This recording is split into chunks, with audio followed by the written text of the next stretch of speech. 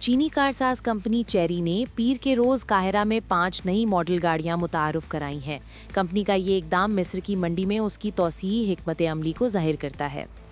Abedin palace museum में मुनकिदा तकरीब के दौरान चेरी ने अपनी नई गाड़ियां Arrizo 5 FL, Arrizo 8, Tiggo 7 pro max, Tiggo 8 pro max और टीगो 9 PHEV की नुमाइश की।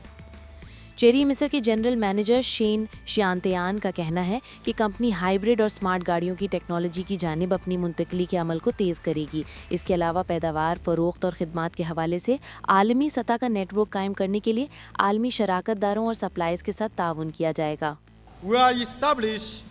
हम दुनिया भर में तहकीक व तरक्की के 8 मराकज़ और 10 से ज़ायद मैन्युफैक्चरिंग यूनिट्स कायम कर रहे हैं, जबकि अहम इलाकों में स्पेयर पार्ट्स के मराकज़ भी बनाए जा रहे हैं। हम मकामी ताउन को मज़ीद फ़रोग़ देंगे ताकि इलाकाई सारिफीन और शराकतदारों की ज़रूरियात को बेहतर तौर पर पूरा किया जा सके। कंपनी के आदादोशुमार के मुताबिक चेरी ने साल 2024 में 5,80,000 से ज़ायद नई तवानाई से चलने वाली गाड़ियां फ़रोख्त की, जो 232.7% का सालाना इजाफा है।